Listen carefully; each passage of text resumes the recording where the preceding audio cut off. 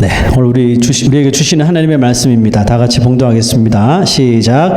하나님의 말씀은 살아있고 활력이 있어 좌우의 날선 어떤 검보다도 예리하여 혼과 영과 및 관절과 골수를 찔러 쪼개기까지 하며 또 마음의 생각과 뜻을 판단하나니 지으신 것이 하나도 그 앞에 나타나지 않음이 없고 우리의 결산을 받으실 이의 눈앞에 만물이 벌거벗은 것 같이 드러나느니라.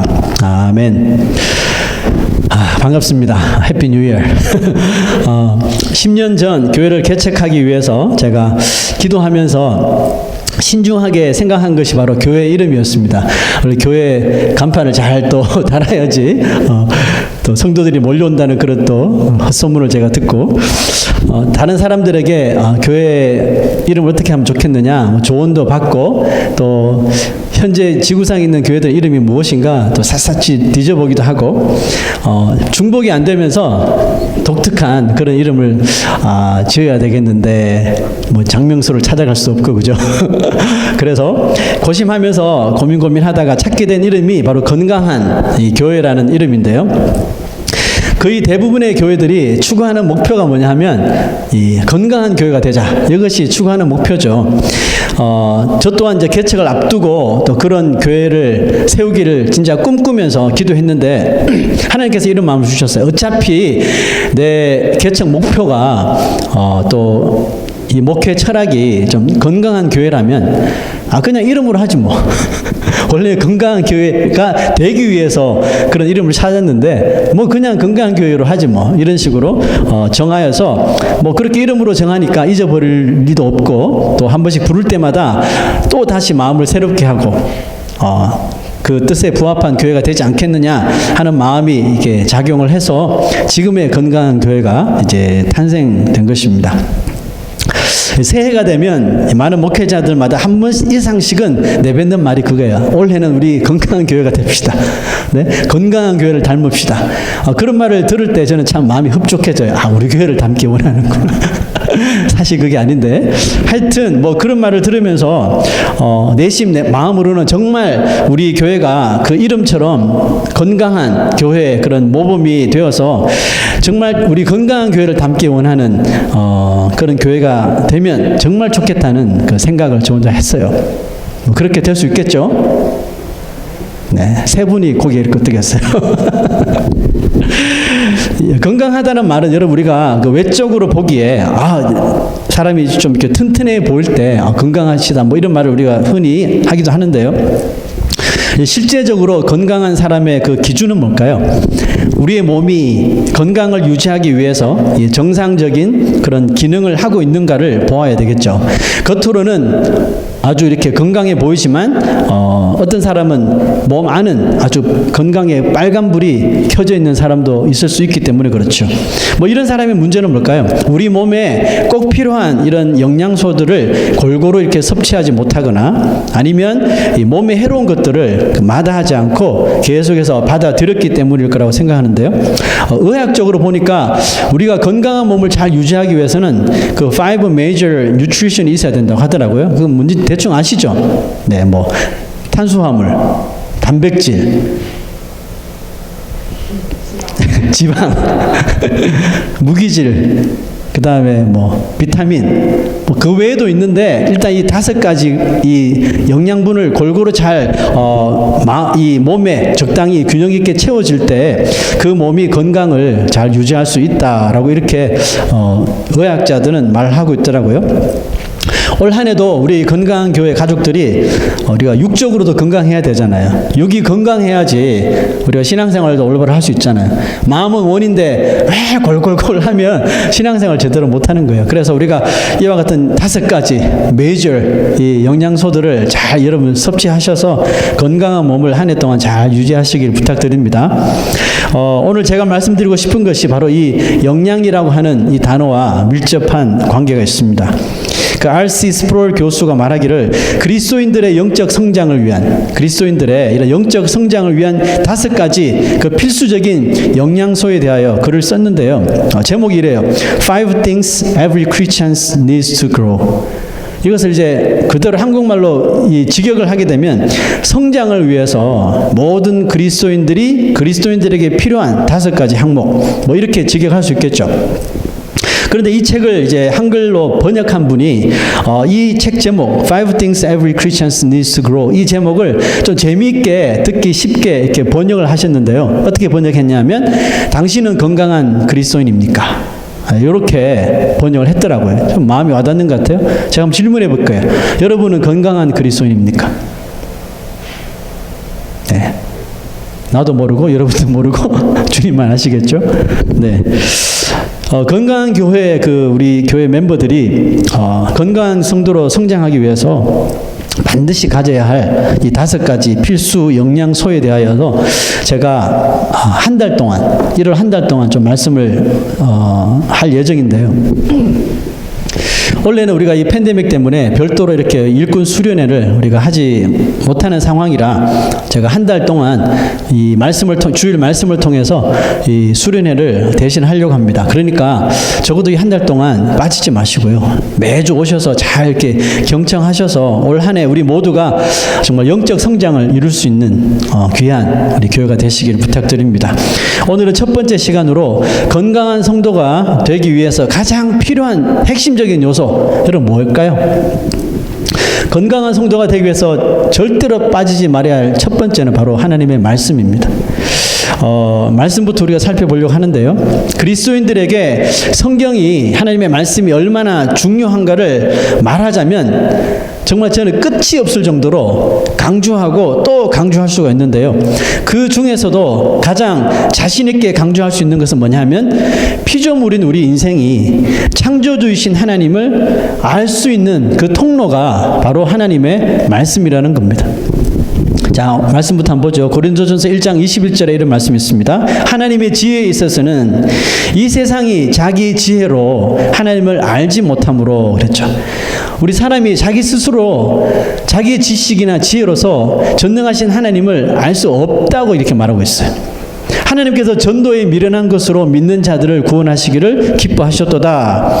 연약한 우리 피조물이 온 땅과 또 이 우주를 창조하시고 친히 다스리시는 하나님을 알 수 있는 유일한 방법은 말씀이라는 거죠. 복음이라는 거죠. 전도가 사람과 사람으로 되는 것이 아니라 결국 하나님의 말씀을 통해서 그 영혼이 하나님을 알게 되는 것처럼요. 즉 우리가 믿고 있는 이 하나님의 말씀은 세상에서는 이 말씀을 미련하다고 말하죠. 그것을 다 믿느냐? 그 전설 같은 그런 이야기들 다 믿느냐? 이 하나님의 말씀을 미련하다고 말하지만 하나님은 세상이 미련하다고 여기는 그 말씀을 통해서만 이 창조주신 자기 자신을 우리에게 계시해 주신다는 거예요. 그렇다면 왜 하나님은 이런 방법을 통해서 당신을 계시하는 걸까요? 우리가 이 질문에 답을 하기 전에 왜 우리 인간이 하나님을 알아야 하는가? 그것부터 우리가 한번 살펴보기로 할게요. 인간이 하나님을 아는 것과 하나님을 알지 못하는 그 차이는 여러분 얼마나 크다고 생각하십니까? 여러분 이 차이는 정말 엄청날 수밖에 없는데요. 이것은 마치 세상과 인생에 대하여 완전히 다 깨닫는 것과 전혀 알지 못하는 이런 차이입니다. 이런 아무리 이 세상에서 뛰어난 이런 사이언티스트나 아니면 의술을 가진 이 의사를 할지라도 그 사람이 만약에 하나님의 존재를 알지 못하면, 하나님에 대해서 알려고 하지 않는다면 그 사람들은 우리 인생의 이 존재 목적을 단지 우리 인간이 찾고 만들어낸 그 knowledge 안에 그냥 국한되어 알 뿐이에요. 그 깊이가 결국은 하나님 보시기에는 단조로울 수밖에 없고 제한적일 수밖에 없는 거예요. 그러나 비록 우리가 이런 학위를 가지고 있지는 않더라도 하나님을 믿고 또 하나님을 아는 사람은 이 세상과 또 우리 이 인생에 대하여 인간이 가지고 있는 이런 제한적인 지식을 훌쩍 뛰어넘는 아주 깊은 통찰력을 얻게 되는 것이죠. 이 세상의 시작과 끝에 대하여서 하나님을 아는 사람은 알 수 있잖아요. 이 세상이 어떻게 시작되었고 어떻게 끝날 건지 우리 저번 주까지 다 봤잖아요. 다 알게 돼요. 그리고 죽음 이후의 삶에 대한 명확한 답을 우리는 제시할 수 있잖아요. 그리고 인생 가운데 일어나는 모든 문제에 대한 답을 우리는 하나님을 알므로 인하여서 찾을 수가 있단 말이죠. 자, 그러므로 그렇지 못한 사람보다 하나님을 알면서 살아가는 사람의 삶이 어떨까요? 담대하고 거칠 것 없이 그냥 순종하며 사는 거예요. 왜? 하나님을 통해서 다 밝게 드러나니까요. 자, 그래서 고린도후서 1장 27절은 계속 이렇게 말씀하시는데요. 하나님께서 세상의 미련한 것들을 택하사 지혜 있는 자들을 부끄럽게 하려 하시고 세상의 약한 것들을 택하사 강한 것들을 부끄럽게 하려 하시며. 여러분, 세상의 미련한 것들과 약한 것들은 누구를 가리키는 말일까요? 이때 옆 사람 딱 쳐다보면 신뢰가 되겠죠. 세상에 미련한 것들과 약한 것들은 누굴까요? 네, 예수 그리스도를 하나님을 믿기 전에 우리의 모습들을 표현한 겁니다. 여러분, 왜 우리가 약하고 미련한 존재였습니까? 왜냐하면 우리가 하나님을 알기 전까지는 세상의 지식과 세상의 능력, 소위 인간적인 지혜와 힘, 또 우리가 눈에 보이는 이 세상이 전부라고 믿는, 어떻게 보면 반쪽짜리, 심하게 말하면 껍데기 같은 삶을 살았기 때문에 그렇습니다. 그러므로 여러분, 우리가 이런 학위가 많고 육체가 건강하더라도 이 세상이라고 하는 이런 한정된 시간과 공간에서만 이런 것들이 사용될 뿐이죠. 영원히 이것을 사용할 수 없는 거잖아요. 그것도 오래 살면서 누리면 좋은데, 우리가 힘들게 얻은 것 오래 살면서 이런 것들을 이 세상에서 좀 누리면 좋은데, 미안하지만 우리 인생은 언제 이 세상을 떠날지 전혀 감잡을 수 없잖아요. 그렇기 때문에 하나님을 알지 못하는 사람은 하나님 보시기에 그저 약하고 어리석고 미련한 인생일 수밖에 없는 거예요. 그러나 하나님을 만나고 그 하나님의 그 영광의 빛이 나의 삶에 들어오기 시작하면서 어떤 변화가 생깁니까? 그동안 자신이 전부라고 여겼던 것들이 이제 보니까 너무나도 하찮게 보이는 거예요. 아, 내가 이거 진짜 가지려고 그렇게 살았는가? 세상에 속한 것들이 하찮게 보이기 시작하고 하나님이 창조하신 영원한 하나님 나라에 대하여서 우리가 깊이 이것을 깨닫고 보니까 여전히 세상은 욕심과 정령으로 가득 차 있는, 또 이 세상과 이 인생을 보면서 마치 하나님의 시선으로 보게 되는 거예요. 얼마나 이 인생이, 이 세상이 초라해 보이는지 우리가 그런 시선을 가지게 되는 것입니다. 여러분, 이와 같은 놀라운 삶의 대반전이 하나님을 알게 되면 일어나는 현상이라는 게 얼마나 신기한지 몰라요. 다윗이라는 사람을 예로 한번 들어볼게요. 다윗은 그 시대는 이스라엘 구약 시대에 집안에 자녀가 태어나면 일단 여자는 제쳐둬요. 여자분들 정말 미안합니다. 여성분들. 여자들은 제쳐둬요. 남자들이 중심이에요. 그 중에서도 first son, 첫째가 중심이에요. 첫째 아들이 인정받던 시대에 다윗은 8 형제가 있는 집안에, 그것도 제일 막내로 태어났어요. 그러니까 어린 나이에도 불구하고 집안에서 아주 양치는 일, 굳은 일을 다 맡아서 했죠. 그 아버지나 형들조차 다윗을 그냥 투명인간 취급하면서 정말 존재감 없는 삶을 살았던 사람이 다윗이었어요. 한 가지 예를 들자면, 사울 왕이 하나님 눈밖에 벗어나서 사무엘 선지자를 통해서 이새의 집에 가서 왕될 사람을 찾아서 기름 부으라 그랬잖아요. 그 사무엘 선지자가 이새 집에 왔는데 아들들이 쭉 기다리고 있었던 거예요. 근데 그 중에서도 다윗은 픽업되지 못했을 뿐만 아니라 그 자리에 없었어요. 왜요? 양치고 있었거든요. 그만큼 소외감 받았던 사람이 다윗이었어요.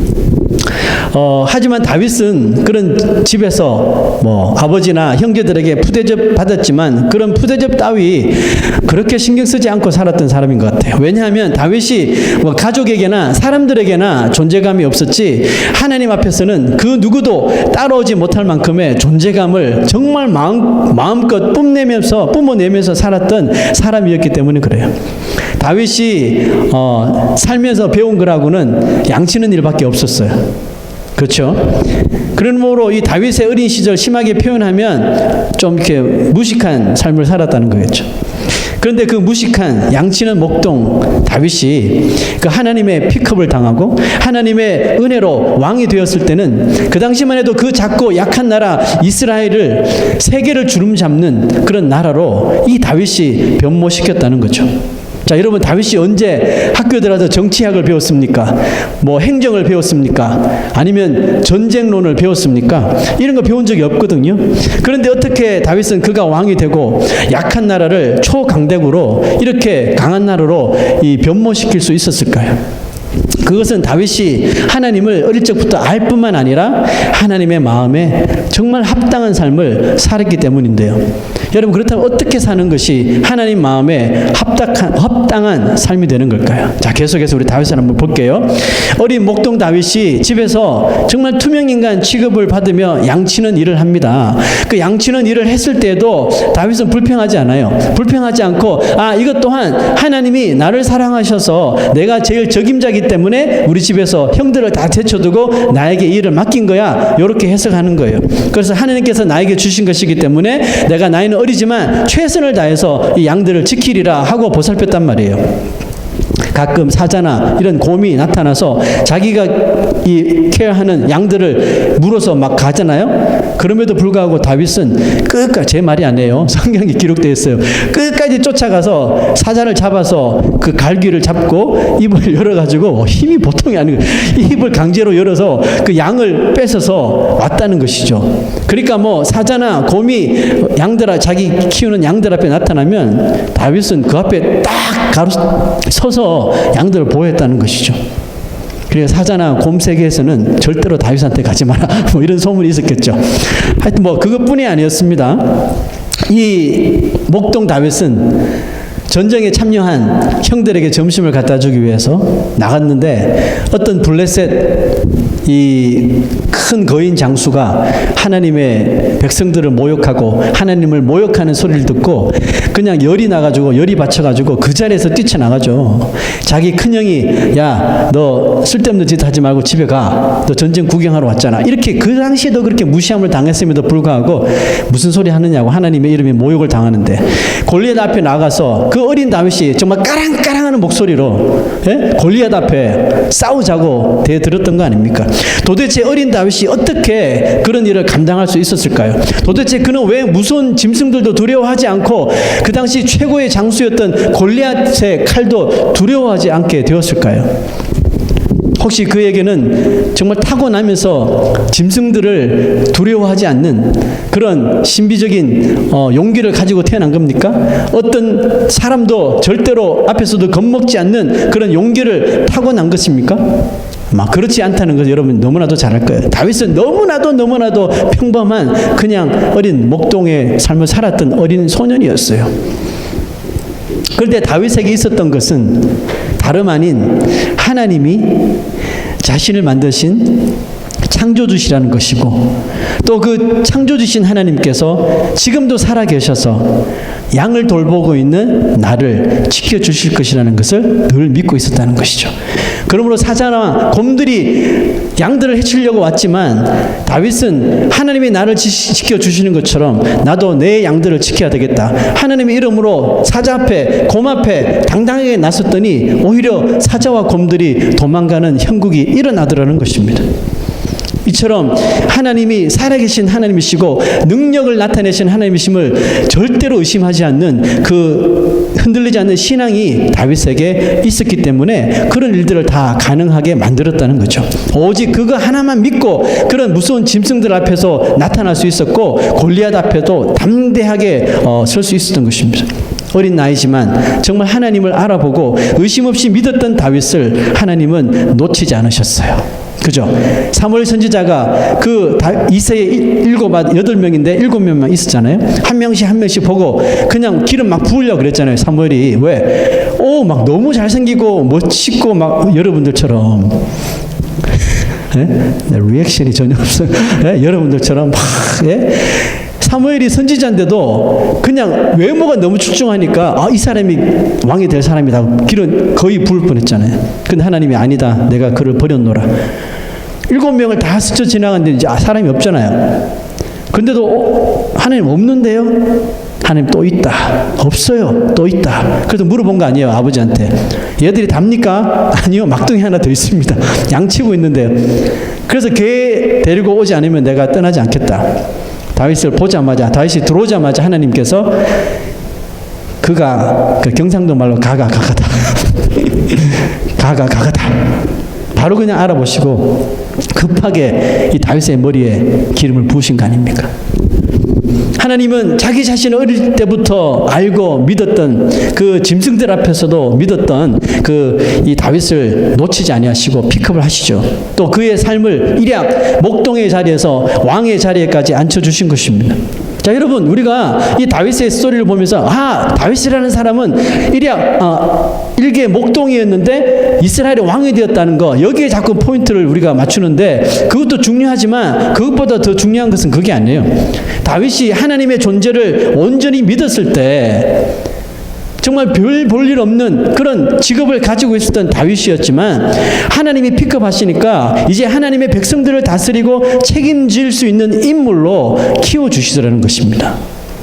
어린 목동이었지만 하나님께서 주신 양들이라 그래서 어린 마음에 그 양들을 사자와 곰 앞에서 케어하는 식으로 믿음을 가지고 살았더니 하나님께서 이제는 양들 됐어, 이제는 사람들을 다스려 라고 이스라엘 백성들을 다스릴 수 있는 위치로 올려주시더라는 것입니다. 여기에 우리가 포인트를 맞추셔야죠. 목동이 왕이 되었다, 여기에 포인트를 두시면 안 돼요. 자, 여러분, 우리가 왜 하나님을 알아야 할까요? 하나님을 아는 자에게 다윗처럼 세상과 또 인생을 올바로 볼 수 있는 이 영적인 눈을 하나님께서 열어주시기 때문에 그렇습니다. 이와 같이 우리 인생이 하나님을 알 수 있는 그 눈을 열어주시는 그 도구가 뭐예요? 그 도구가 바로 하나님의 말씀이라는 거예요. 자, 우리 히브리서 4장 12절 13절 보시면 왜 우리가 하나님의 말씀을 알아야 되는지, 도대체 하나님의 말씀이 뭘까? 여기에 대한 답을 주시는 말씀인데 잘 한번 보세요. 하나님의 말씀은 살아있어요. 하나님이 살아계시니 그가 하시는 말씀도 같이 살아있는 거예요. 자, 살아있을 뿐만이 아니에요. 활력이 있어요. 하나님의 말씀은 살아있고 활력이 있어 좌우에 날선 어떤 검보다도 예리하여 뭘 하십니까? 혼과 영과 및 관절과 골수를 찔러 쪼개기까지 하며 또 마음의 생각과 뜻을 판단하나니 지으신 것이 하나도 그 앞에 나타나지 않음이 없고 우리의 결산을 받으실 이의 눈앞에 만물이 벌거벗은 것 같이 드러나느니라. 자, 여러분, 하나님의 말씀의 위대한 능력을 한번 보십시오. 여러분, 하나님의 말씀은 우리 인생에 육적인 것, 영적인 것, 우리의 마음과 우리의 생각, 우리의 뜻, 또 우리의 계획, 모든 것을 올바르게 판단하게 만드는 능력이 바로 하나님의 말씀이라고 말합니다. 그러니 얼마나 하나님의 말씀을 사모하고 하나님의 말씀을 묵상하고 지키는 자를 하나님께서 지혜롭게 만들겠습니까? 그리고 오늘 저번 한 달 동안 암송했던 구절에도 있잖아요. 그죠? 하나님의 말씀이 그것들이 나를 원수보다 지혜롭게 하나이다. 여러분, 그거 살면서 경험해 보십니까? 암송만 하지 마시고 진짜 그런가 하여 살아보셔야 된다니까요. 저는 그렇게 하시던데요. 저같이 미련하고 어리석은 사람을 정말 지혜롭게 하던데요. 나의 원수인 마귀보다 지혜롭게 하던데요. 그래서 마귀가 어떤 수작을 부리면 금방금방 발견하게 하고 깨닫게 하시던데요. 깨닫게 하실 뿐만 아니라 그게 다 대처하게 만드시더라고요. 얼마나 나를 지혜롭게 하는지 몰라요. 여러분, 이것을 우리가 경험해 보셔야 되는 겁니다. 하나님은 하나님이 지어 놓으신 것들이 하나님께서 선포하신 그 말씀 아래, 그 말씀 앞에 모두 다 펼쳐져서 드러나게 하여 주셨다니까요. 여러분, 우리가 이 세상의 처음과 끝을 무슨 수로 알아요? 우리가 인생이 생명이 끝나면 죽으면 무슨 삶이 벌어진다는 걸 우리가 무슨 수로 알아요? 우리 인생의 모든 문제의 답을 우리가 무슨 수로 알아요? 하나님께서 주신 이 말씀에 다 계시하여 주셨다니까요. 지으신 것이 하나도 그 앞에 나타나지 않음이 없다고 말씀하시잖아요. 이쯤 되면 우리가 한번 도전해 봐야 되는 거 아니에요? 그러므로 이 탁월한 능력을 믿었던, 말씀의 능력을 믿었던 다윗이 목동 시절부터 또 왕이 되고 그 이후로도 정말 허구한 날 한 것이 뭐였을까요? 여호와의 율법을 주야로 밤낮 묵상하는 일을 한 거예요. 아멘입니까? 예, 그것이 다윗을 이 이스라엘의 정말 전무후무한 왕으로 만든 비결이라니까요. 주야로 주의 율법을 묵상했어요. 다윗은 그렇게 하나님의 살아있고 좌우의 날선 검과 같은 말씀으로 정말 어리석고 무능하고 또 연약했던 별 볼 일 없었던 그 다윗, 그 자신을 일깨우기 시작한 거예요. 말씀을 묵상하고 묵상할수록 자기 자신이 담대해지고 또 지혜로워짐을 경험하게 된 거예요. 왕이 된 후에 정말 정치적인 문제, 사람들을 재판해야 되는 문제, 또 전쟁해야 되는 문제, 외교 문제 얼마나 뭐가 많습니까? 왕이 된 후에 이 목동 출신이었던 다윗이 복잡한 이런 정치나 재판이나 백성들을 상대하는 일들이 놀랍게도 신비하게도 결단코 어렵지 않더라는 거예요. 왜냐하면 그는 어떤 일을 만나도 어떤 일이든지 무엇에 따라 했을까요? 하나님의 말씀에 따라 그대로 순종하며 했단 말이죠. 그랬더니 정치 어렵지 않았어요. 전쟁 더 쉬웠어요. 사람들과의 관계 결코 다윗을 힘들게 하는 적이 없었어요. 그렇게 승승장구하던 다윗이 스스로 풀지 못하는 문제에 빠지게 되었는데요. 바로 밧세바라는 여인을 그 여인에게 음욕을 품고 그 여인을 간음하게 되죠. 또 그 여인의 남편을 전쟁에서 사망하게 만드는 범죄를 저지르게 됩니다. 그로 인해서 다윗의 인생이 정말 지금까지 경험해 보지 못한 최대 난관에 봉착하게 됩니다. 다윗이 아무것도 할 수 없었어요. 정치는 막 꼬이기 시작했고, 그렇게 잘 풀려지던 정치도 꼬이기 시작했고, 원수들은 죽이겠다고 막 사방에 밀려 들어오고, 당연히 불러도 하나님의 음성은 들을 수가 없고요. 다윗이 그동안 누렸던 모든 마음의 기쁨과 평강이 한순간에 다 사라진 거예요. 자, 여러분, 다윗은 여전히 천하를 호령할 수 있는 왕의 자리에 앉아 있었어요. 그런 자리에 앉아 있었지만 그의 마음속에 무서운 두려움이 찾아오기 시작합니다. 그것은 정치적인 두려움도 아니고 외교적인 두려움도 아니고 전쟁에 대한 두려움도 아니었어요. 바로 자신이 이제 영영 하나님과 함께하지 못할 것 같은 마음이 들었던 거예요. 그래서 다윗이 시작한 것이 뭘까요? All stop. 모든 일을 중단해버린 거예요. 모든 일을 중단하고 다윗이 사생결단하고 하나님 앞에 무릎 꿇습니다. 무릎을 꿇고 울기 시작했어요. 그때 기록했던 시편이 우리가 암송했던 시편 51편이죠. 하나님이여 내 속에 정한 마음을 창조하시고 내 안에 정직한 영을 새롭게 해 주시옵소서. 그 다음 구절 보세요. 아마 이 구절은 다윗 인생에 한 번도 말해보지 못한 그런 고백일 거예요. 나를 주 앞에서 쫓아내지 마시고. 다윗이 자기 인생에 이런 고백을 하나님 앞에 할 줄은 아마 기대하지 못했을 거예요. 왜? 그의 인생은 항상 하나님만을 졸졸졸 따라다니는 인생이었거든요. 아마 오히려 하나님 입장에서 제발 너 그만 쫓아 이럴 정도로 다윗의 삶 속에서 주여 나를 주 앞에서 쫓아내지 마시고 이런 고백을 할 줄은 상상을 못했던 거예요. 그런데 지금 다윗이 급하니까 이런 고백을 하는 거예요. 주여 주 앞에서 나를 쫓아내지 마시고 나에게 주셨던 주의 성령을 내게서 거두지 말아 주시옵소서.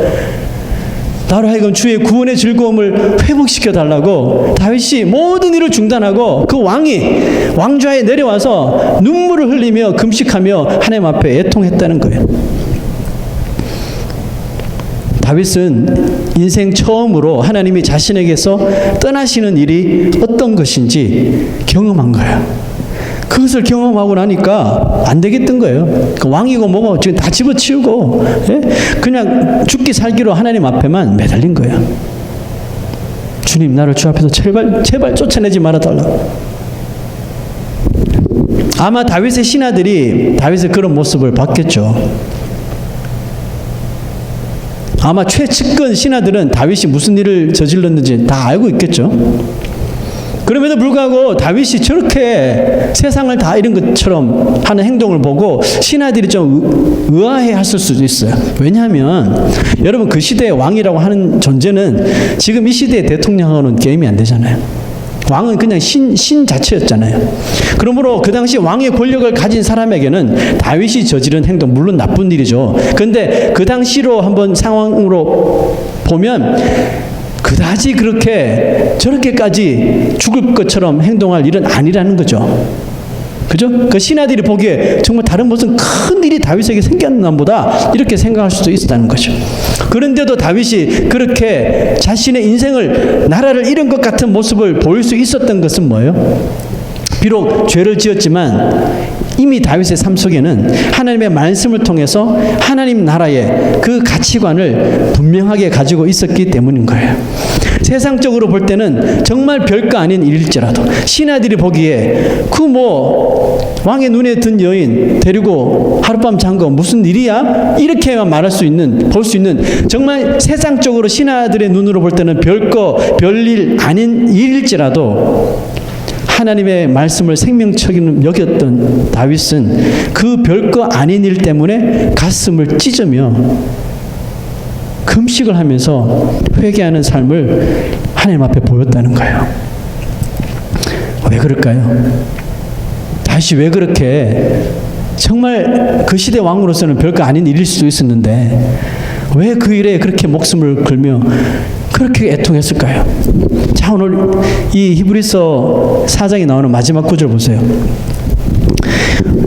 우리의 결산을 받으실 이 하나님이시잖아요. 우리가 이 세상에 살면서 했던 모든 일들을 결산하는 날이 온다는 거죠. 우리의 결산을 받으실 이의 눈앞에 만물이 벌거벗은 것 같이 드러나느니라.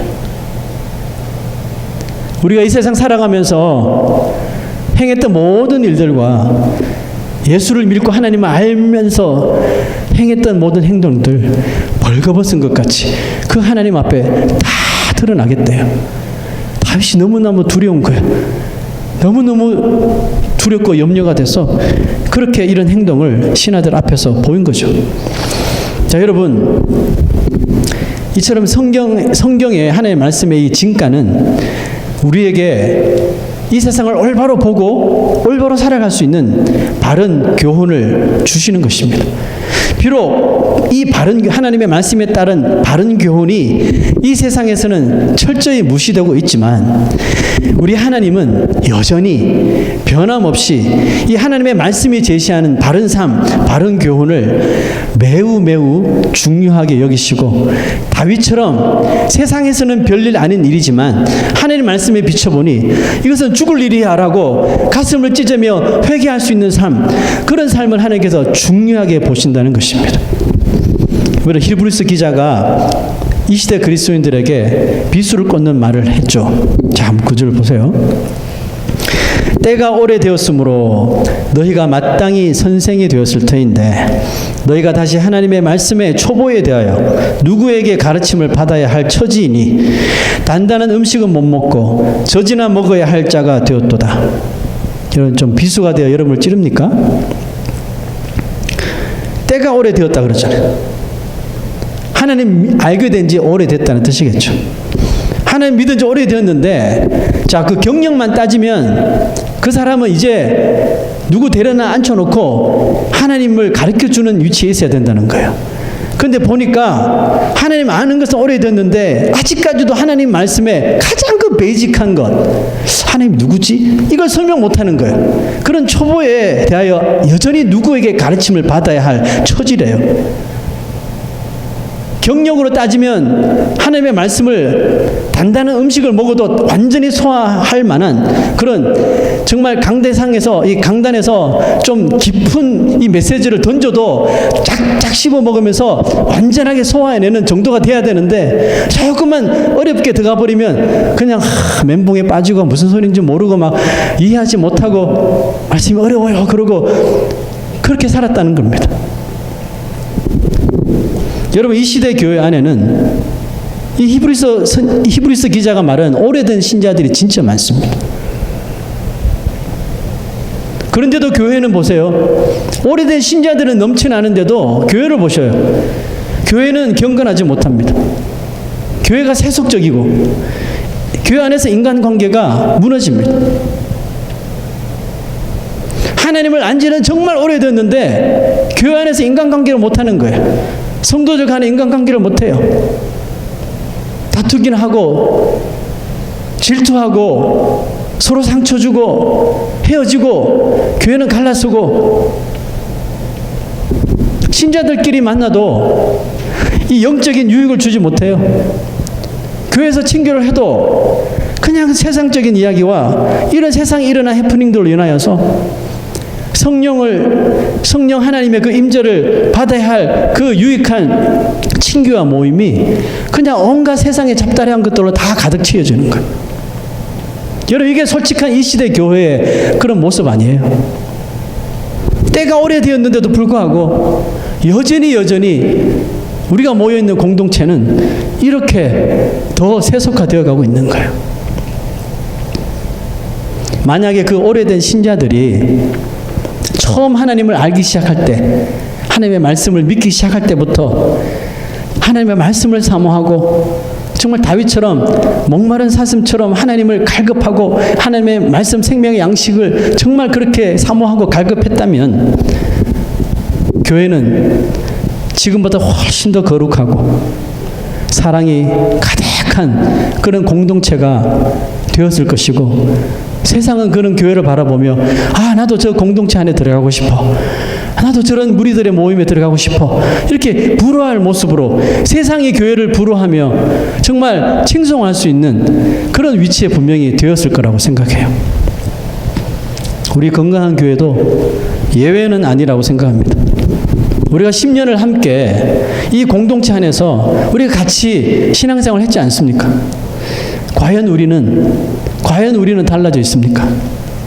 여러분, 우리 자기 자신을 바라보고 우리 교회의 모습을 한번 잘 관찰해 보십시오. 정말 우리는 뭔가 달라져 있습니까?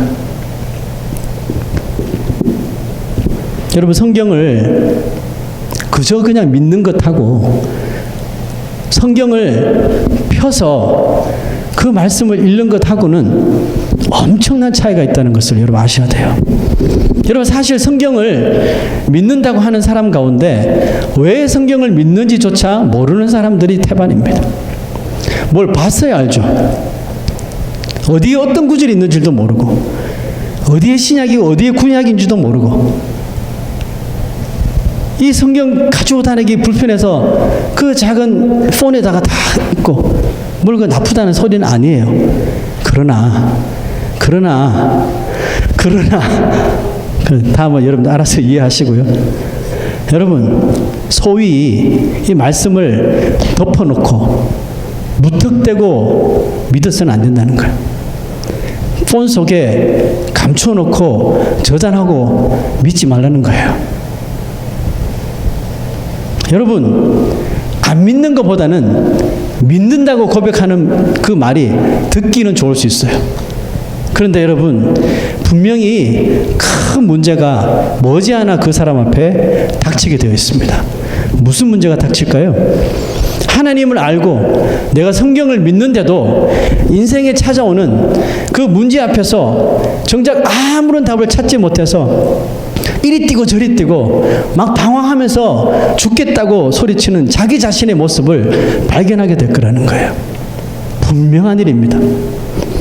그러나 날마다 말씀이 내 발에 등불이고 내 삶의 빛이라고 믿고 날마다 이 말씀을 펴서 그 말씀이 그러한가 하여 하나님의 능력의 말씀이 진짜 그런가 하여 이것을 한자 한자 읽어 밑줄 지으면서 그으면서 그 말씀을 읊조리면서 날마다 묵상하는 사람은 어떨까요? 그 사람의 삶에서 분명히 삶의 문제를 해결할 수 있는 그 여러 가지의 키들을 발견해버리는 것이요. 바로 그런 사람이 이 다윗이 보여준 다윗의 그 영성을 얻게 될 줄로 믿습니다. 여러분, 무슨 영성이에요? 다윗이 보여준 영성이 어떤 영성이에요? 짐승처럼 다가오는 이런 악한 이 세상의 존재들 앞에서 떨지 않고 주눅들지 않고 그 앞에 당당히 맞서는 거예요. 왜? 능력의 하나님의 말씀을 내가 가지고 있으니 그것이 무엇이 두렵겠냐는 것입니까? 전능하신 살아계신 하나님이 오늘 이 말씀과 더불어 나를 지켜주고 계시는데 내가 그따위 짐승과 같은 악한 존재들 두려워할 게 무엇이냐는 거죠. 악한 마귀가 열길 우리 마음속에 밀고 들어와도 불화살을 시도 때도 없이 날려도 두려워하지 않는 거예요. 왜? 나에게 하나님을 믿는 믿음의 방패가 있으니까. 이 믿음의 방패로 다 막은 우리가 외웠던 구절 중에 그의 진실함은 방패와 성방패가 되시나니 너희는 밤에 찾아오는 공포와 낮에 날아드는 화살, 이게 마귀가 쏘는 불화살들 아니에요? 낮에 날아드는 화살과 어두울 때 퍼지는 전염병과 이 코로나 기간 속에서 정말 적당한 말 아닙니까? 밤에 찾아오는 전염병과 밝을 때 닥쳐오는 재앙을 두려워하지 아니하리로다. 아멘입니까? 여러분, 그래서 말씀을 암송하라는 거예요. 암송하면 여기에 저장이 되거든요. 저장이 될 뿐만 아니라 내 삶 속에서 어떤 그와 비슷한 현상이 찾아오면 이 말씀들이 살아서 역사하고 활력 있게 좌우의 날성검처럼 내 손이 쥐어져서 그 문제들을 다 잘라버린다니까요. 왜 제 말을 안 믿으세요? 제발 경험하십시오. 암송하시고 저장하세요. 저장하시면 다 여러분들의 것이 되는 것입니다. 그것이 다윗의 영성이거든요. 여러분, 세상에서는 세상식으로 보면 정말 별일 아닌데 저 사람은 왜 저렇게 저 일 때문에 막 맨날 기도하고 울고 막 기도해달라 그러고 왜 그럴까? 세상 사람들은 이해하지 못하는 그건 별 볼 일 없는 일인데 우리는 하나님을 알고 하나님의 말씀을 내가 암송하고 여기에 저장하다 보니까 자꾸 여기서 노란불이 켜지는 거예요. 세상에 볼 때는 정말 이거 아무것도 아니고 그 거짓말을 한번 한 거 무슨 일이야? 세상 사람들 다 그렇게 사는데. 그런데 그거 한 거 거짓말 잠깐 한 것 때문에 너무 마음이 속상해서 하나님 앞에 죄스러워서 예? 막 무릎 꿇고 기도하고 금식하면서 용서해 달라고 시편 51편 막 읽으면서 다윗처럼 막 회개하고 이런 영성을 가지게 되는 거예요. 그러니 하나님 마음에 합당한, 하나님 마음에 합한 신자로 살아가지 않겠습니까? 그런 사람들이 모인 곳이 건강한 교회인 거예요. 우리 교회를 보셔요. 자기 자신 한번 보셔요. 우리 지금 건강합니까? 정말 우리가 영적으로 건강한 자라뇨.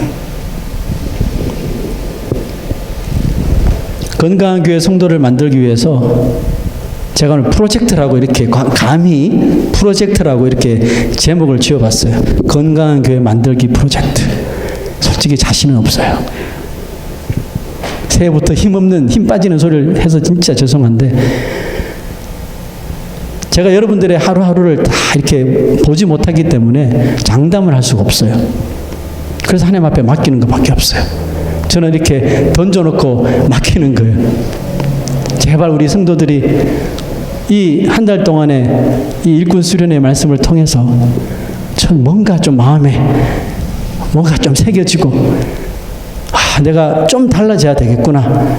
그런 깨달음이 오고 그 마음속에 그 말씀이 꿈틀꿈틀 좀 요동치면서 나의 삶을 바꾸려고 하는 그런 모습이 우리 성도들 삶 속에 정말 비춰지기를 간구하면서 이 프로젝트를 시작하는 거예요. 여러분, 그러므로 우리가 건강한 교회, 건강한 성도들을 만들기 위해서 제일 먼저 하셔야 되는 것이 하나님의 말씀을 열으셔야 됩니다. 덮지 마시고 여셔요. 저는 좀 이렇게 말씀드리고 싶어요. 핸드폰으로 성경 말씀 읽는 거 나쁘지 않아요. 급할 때는 성경 안 가지고 다니잖아요. 그럴 때 쓰시라고. 성경 안 가지고 왔는데 갑자기 말씀이 생각이 안 나. 그때는 빨리빨리 찾으셔서 사용하시면 좋아요. 그런데 우리가 예배 드릴 때 굳이 폰으로 안 봐도 되지 않을까요? 폰으로 보면 자기는 괜찮아요. 나는 성경 말씀을 보고 있으니까. 다른 사람들의 눈은 그렇게 안 본다니까요. 희한하게. 그죠? 그게 아닌데도 불구하고 다른 생각을 가진다니까요. 그러니까 제가 새해부터 좀 여러분들에게 좀 도전하고 싶은 것은 뭐 저희 자녀들도 그런데 교회 올 때 차에 그냥 전화를 두고 오시면 어때요? 그것도 괜찮은 방법. 아예 애시당초 그냥 차단해버리는 거예요. 하나님 앞에 집중하기 위해서. 성경 들고 예? 다 오셔가지고 쫙 펴고 말씀 읽고 예? 당당하게 한번 해보셔요. 저랑 약속하셔요. 지금 녹음 다 되고 있으니까 그냥 차에 던져놓고 오세요. 그거 여러분 교회 와서 그래봐야 기껏해야 한두 시간인데 그때 그거 안 보면 무슨 일이 터집니까? 지구가 멸망합니까? 그런 거 없잖아요. 그 좀 집중하자고요. 첫 번째 하나님께 집중하고, 둘째는 사람에게 좀 집중하자고요. 그거 볼 시간에 새로 오신 분들 어떻게 지냈느냐 인사 좀 나누고, 예? 좋은 말씀 나누고, 얼굴이 피곤해 보이시네요, 제가 기도해 드릴게요, 이렇게 하시고 하자고요. 여러분, 그게 교회 아니에요? 그게 신앙 공동체 아니에요? 그 아까운 시간에 다들 그냥 애들도 다 따라하는 거예요. 어른들은 하니까 왜 우리는 못해? 이러면서 어른 흉내내는 거잖아요. 자, 오늘까지 그렇게 하셨으면 제가 눈 감아 드립니다. 다음 주일부터 한번, 이거 제가 뭐 부탁드린다고 되는 것이 아니에요. 여러분들 마음속에 그런 찔림을 가지고, 아, 그게 맞는 말인 것 같아, 그러면 행동하시면 돼요. 자, 여러분, 제 말씀을 마칠 텐데요. 건강한 교회, 건강한 성도의 첫 시작은 말씀입니다. 말씀을 열애합니다. 제가 많은 것을 요구하지 않을게요.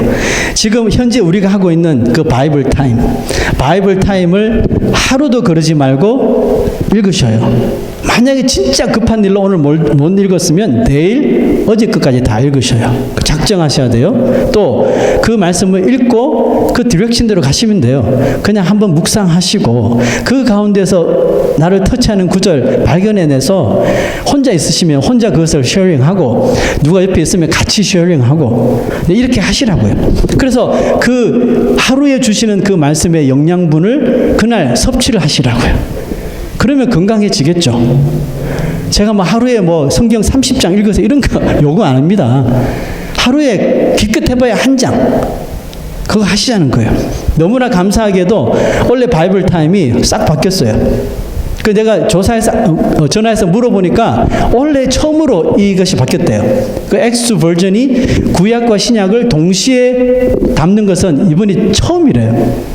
그래서 목사님 한번 시도해 보세요, 좋을 거예요, 이렇게 이야기하더라고요. 그럼 저는 내심, 우리 계속 구약을 2년 동안 해왔으니까 말라기야 끝으로 이제 신약을 또 집중적으로 하려고 제가 그 실장님한테 부탁을 했거든요. 우리가 돈을 좀 더 페이할 테니까 한국에서 우리 교회 이 분량만큼만 신약만 보도해 줄 수 없어요? 할 수는 있대요. 그런데 왜 그 단체에서 이렇게 신구약을 동시에 넣었는지 알게 될 거라고 트라이 해보라는 거예요. 그래서 저는 내심 좀 마음이 좀 염려가 됐어요. 왜냐하면 책이 두꺼워졌잖아요. 우리 사람들은 기본적으로 두꺼워지면 에이 이렇게 되잖아요. 책도 두꺼워지고 구약과 신약이 또 같이 나오니까 혹시 성도들 부담을 가질까 봐. 그래서 좀 마음에 걱정이 되긴 했었어요. 그런데 여러분, 지금 우리가 이틀째 구약과 신약을 같이 시작하고 같이 읽고 있거든요. 읽어보신 분들 혹시 이틀을 읽고 느낀 것 없어요? 아, 좋던데요, 이거 말고. 창세기와 마태복음을 같이 읽으면서 느껴지는 게 없던가요? 저는 있던데요. 그게 뭔지 아세요? 신기하게도 구약과 신약이 커넥션이 되더라는 거예요. 자, 여러분, 지루하게 우리가 작년에 읽었던 그 예언서들, 이사야부터 시작해서 말라기까지 계속해서 죽이고 살리고, 예? 멸망당하고 또 얻어맞고 회개하고 뭐 이게 계속해서 예언서가 나왔잖아요. 그 예언서의 핵심 메인 포인트가 뭐였어요? 메시아가 올 거라는 거잖아요. 그런데 말라기가 딱 끝나고 마태복음을 딱 펼쳤는데 바로 예수님이 오시잖아요. 이런 커넥션들, 이것뿐만이 아니에요. 마태복음 1장에 그 마리아와 정혼을 했지만 그 마리아가 임신이 성령에 의해서 잉태된 것을 깨닫고 의로운 사람 요셉의 이야기가 나오잖아요. 아, 그 하나님의 말씀이 그렇게 순종하여서 정절을 지켰던 그 요셉의 모습을 보면서 창세기 1장으로 가가지고 2장인가요? 가서 그 하나님의 명령이 있었음에도 불구하고 뱀의 유혹을 듣고 하나님의 말씀에 불순종해서 이 세상의 죄를 불러들인 하와의 불순종의 모습이 이렇게 대조되면서, 아, 저는 창세기와 마태복음을 왔다 갔다 하면서 읽는 게, 아, 나는 이런 느낌이 내만 느끼는 것이 아니라 우리 성도들이 다 느꼈으면 하는 그런 마음이 들면서 막 기분이 좋아지는 거예요. 지금 저 혼자 신났죠? 여러분, 아마 앞으로 더 많은 시간을 통해서 이 성경이 왜 하나님의 능력 있는 말씀이고 왜 이 하나님의 말씀을 우리가 먹어야 되는지 여러분 명확하게 깨닫게 될 줄로 믿습니다. 이제 곧 그 코로나가 이제 어느 정도 끝나고 우리가 이제 이 마스크를 벗을 수 있는 그 때가 오면 다시 또 우리 주일 바이블 타임 모임을 다시 시작할 텐데 마음 같아서는 지금부터 하고 싶어요. 그런데 또 우리가 룰을 또 지켜 나가야 되기 때문에 우리가 그때까지 조금 참고 집에서 하시다가 다 모여서 이제 다시 하게 될 때 되면 이 마스크 풀고 우리 아내가 그러더라고요. 갑자기 이제 마스크 풀고 교회 모이는 첫날 우리 교회 대잔치를 벌이죠. 먹을 수 있는 모든 음식을 다 가져와서 배 터지게 먹고 그동안 못했던 한을 다 풀자. 그래 저는 이제 와이프는 이제 그런 육적인 눈이 있으니까 그렇게 하고 저는 영적으로 그날 되면 우리가 마스크를 풀고 그동안 하고 싶었던 말들 다 풀면서 와 하나님께서 말씀을 통해 주신 은혜가 이렇게 나를 변화시켰어요. 막 간증이 막 쏟아져 나와서 막 배불리 먹는 육적으로도 배부르고 영적으로도 배부른 그런 때가 속히 오기를 고대하면서 이 건강한 교회 만들기 프로젝트가 올 한 해 동안 실시되기를 부탁드립니다. 아멘. 네, 작정하고 말씀을 읽으시기를 부탁합니다. 그리고 하나님이 우리의 삶에 어떻게 찾아오셔서 내 삶 속에 어떻게 개입하셔서 어떻게 우리의 문제들을 해결해 주시고 어떻게 나의 앞길을 열어주시는지 다 우리가 차근차근 인내하면서 기다려 보시기를 주의 이름으로 부탁합니다. 말씀을 통해서 우리 하나님을 올바로 믿는 이 건강한 공동체가 되시기를 주의 이름으로 축원합니다. 아멘. 우리 다 같이 일어나셔서